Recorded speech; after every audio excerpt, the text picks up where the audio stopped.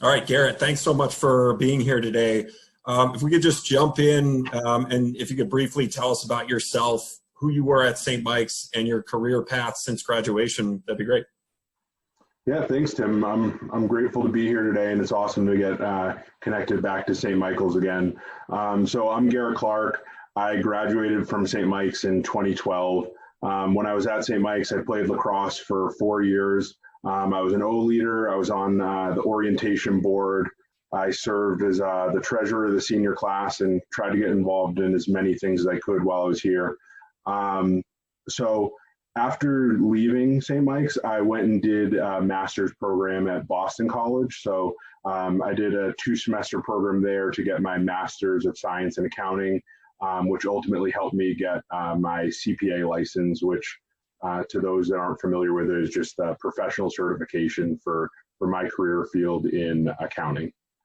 So after getting my master's and my CPA, I started full-time working at EY, which is one of the Big Four public accounting firms, and I've been working there for almost 8 years now. So my current role at EY, I'm a senior manager in our financial services assurance practice. I'm sure most of you don't know what assurance is, which is completely fine. I focus on helping banks and large financial institutions put out financial statements and different publications for their customers, their regulators, and their shareholders. And when new rules or when new regulations come out, we also help them kind of navigate and figure out how to implement those. Also at EY, I have a role leading our recruiting practice.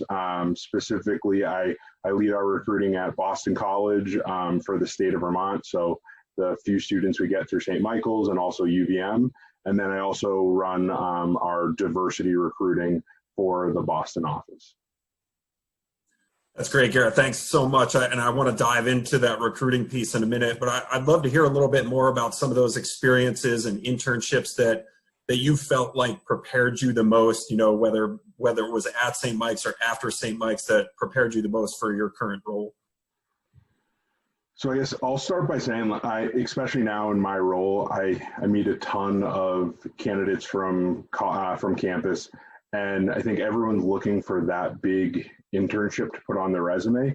I think it's really important to get an internship, and especially one in an area you're passionate about. But for the beginning of my time at St. Mike's, I just had regular summer jobs, whether it was a camp counselor or I drove delivery for a rental company. I did a number of different things, and I don't think you should discount the value that those can have on your resume if you know how to use it correctly. I think showing that you have a customer service background or an ability to manage multiple projects or time manage, I think those are still valuable skills you're getting, even if it's not a big internship at a big company.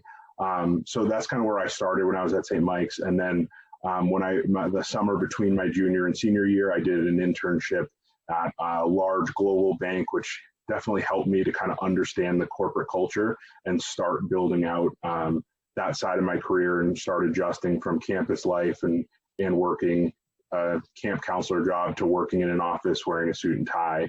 And then the summer after I graduated from St. Michael's, before I started my master's, I interned at EY in a similar role to what I'm doing right now. And that really helped me build out my network and kind of get a lay of the land of what I was going to be going into when I joined full-time the next year.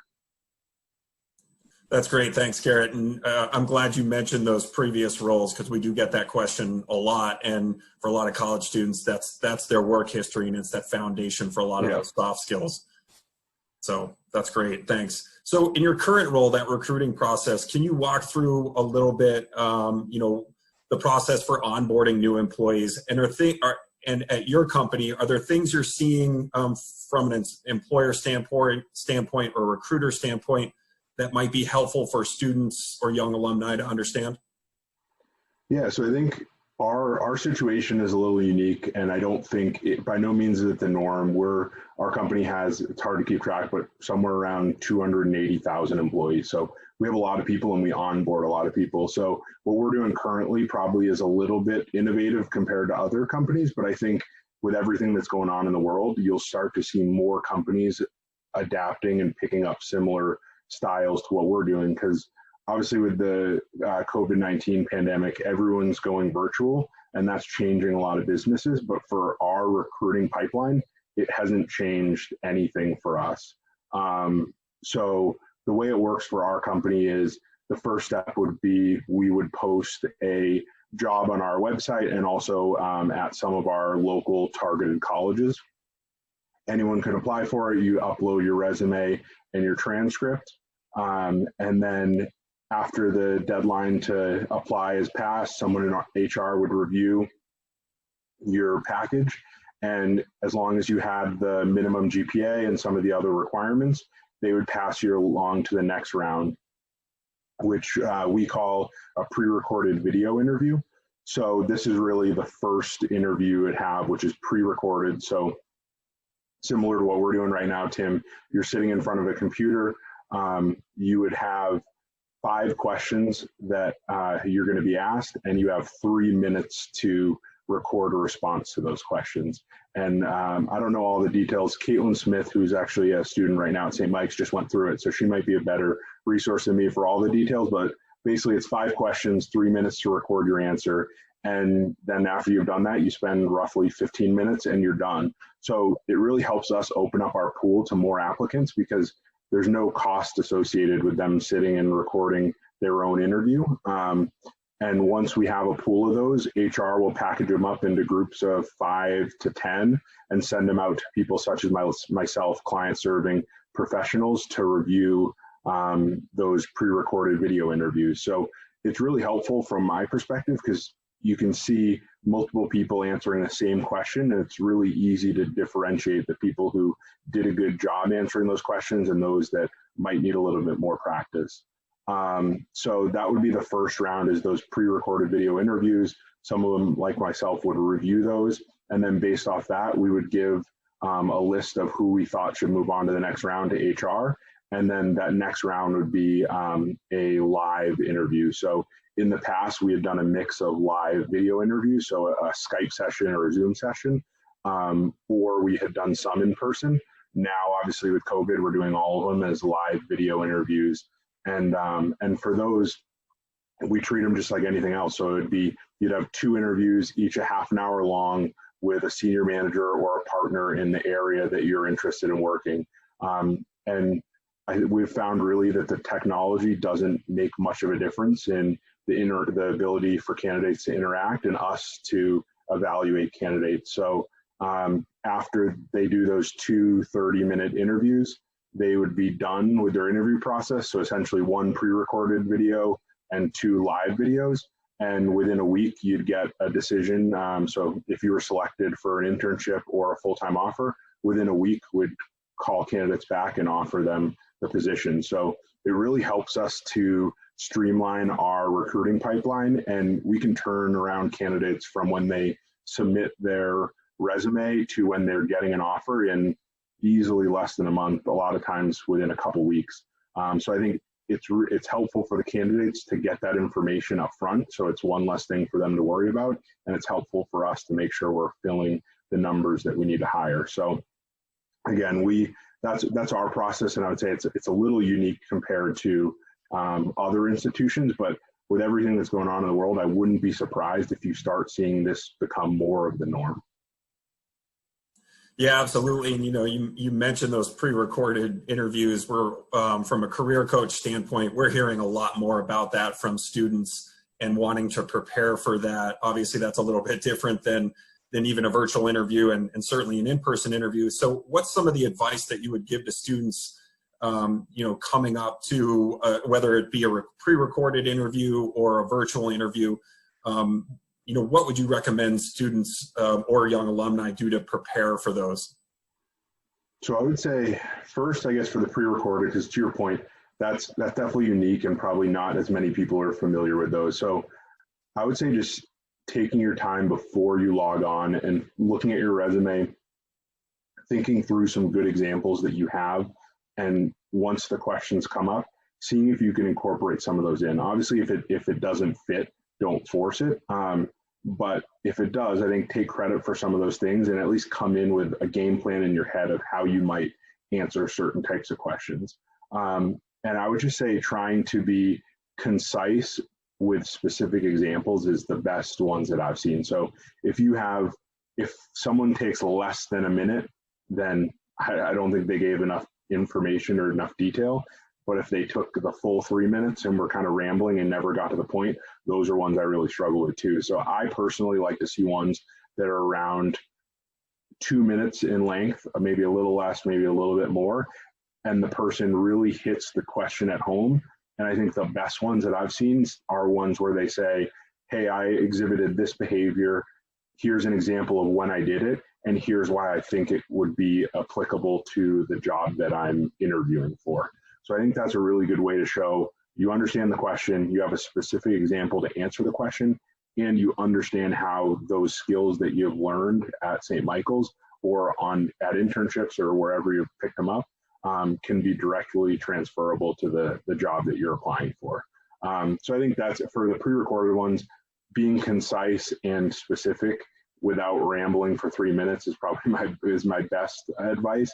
I would say for the live video ones, the Skype ones, that's something that it can be difficult, but I think if you're conversational and you're able to hold a conversation, elaborate on your answers, find shared values or find shared interests with the person, it goes by way faster. If someone's looking at the clock and hoping that their 30 minutes is over, I think you're in trouble. So whereas I've had plenty of interviews where I look down and we're about to run out of time. So I think if you can make it conversational, it will go by a lot faster. And I think the interaction you'll have with that interviewer will be a lot more positive.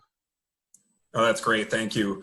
And one of the things you mentioned in there was skills, and we get that question a lot. Obviously, there are some required sort of hard skills, and that I would expect that that candidates have for a position at your company. What are some of those skills that you look for, whether it be those required hard skills, some of those soft skills, some of those things that you look for from the experiences that students have to either talk about in an interview or to able to demonstrate, like you said, through examples?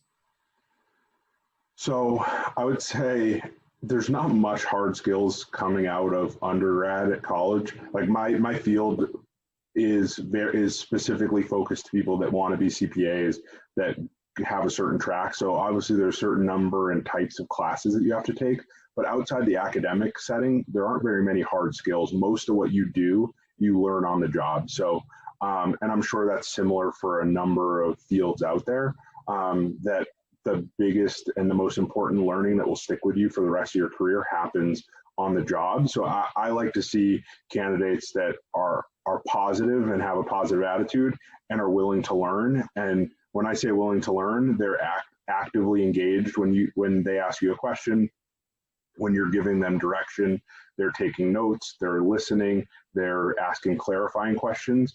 Because if people are taking the time to teach you, you need to make sure that you're learning those things, or if you're not learning them, you're figuring out kind of what you're missing and getting coaching up front. So I think those are the biggest skills on the job. I would say in the interview process, I want to see people that work well in teams, because once you graduate from college, most of what you do is in a team environment. There's very few things that you do completely in isolation. So I want to see people that work well in teams, that are good problem solvers, that can critically think, that can time manage. I think a lot of those are great skills that you can easily portray in an interview, just by talking about some of the experiences you've had, whether it's at college or previous jobs, regardless of what they are. I think there's a lot of good examples you can give to show that you have problem-solving abilities, ability to manage time. And I think those are the biggest things I kind of look for when I'm interviewing someone, and then also when they first start on the job. Great, thanks. What are some of those things that you've seen from your experience that you don't like to see? We've covered some stuff that we really look for, or that you really look for, and you've talked a little bit about some of those things. But what are the things that you don't like to see in an application or an interview that certainly won't enable somebody to advance through the process from your perspective? So I guess if I think through the whole process, so first, resume, make it easy to follow, make it easy to read, make sure there's no grammatical or spelling errors, make it one page. There's no, unless, coming out of undergrad, there's no reason your resume should ever be more than a page. Should be formatted so that I can pick it up and quickly understand what you've done. And then I guess once you get transitioned into the interview process, I think the biggest thing is really just trying to be conversational and elaborating on your answers with specific examples. I think some of the worst interviews I've had are when I come in with 4 questions and I expect those 4 questions to take a half an hour because there's going to be some give and take and some follow-up, and you ask your first one, they answer it with a really vague answer, and you're already through your first question in 30 seconds and you're looking at the clock. And I think those are ones where you struggle. Take credit for all the great things you've done either in school or on your resume and elaborate on them, talk about them, give specifics, give examples. So I would say that's the first thing, is just short answers are a way to start on the wrong foot. The other is, it's tough when people don't think it through and are unprofessional. I guess it's easy to say, but our company is very relaxed in dress code. We're business casual, including jeans every day of the week. But when I interview other people, I wear at least a collared shirt, usually a tie and a jacket. When I interview someone, I expect them to be wearing something that's presentable. So that's the first one. It's pretty easy. Even if it's for the one day you're interviewing, put on your best clothes and try and impress the person you're talking to that you're a professional. My appearance today and my quarantine beard is not a good example, but if I was interviewing for a job, I'd be clean shaven, throw a tie on. And then the other thing is too, just the language that people use. I personally, I don't speak perfect. I use slang, I use abbreviations, I do all those things. But when I'm interviewing or when I'm meeting with clients, I try and be as professional as I can in my language and thinking about how I portray myself. So I think there's different speak between being in an interview versus being conversational with your friends or your professors. So I think those would be the 2 biggest things. Just think about how to be as professional as possible for that interview, and try and take credit for all the great things that you've been doing.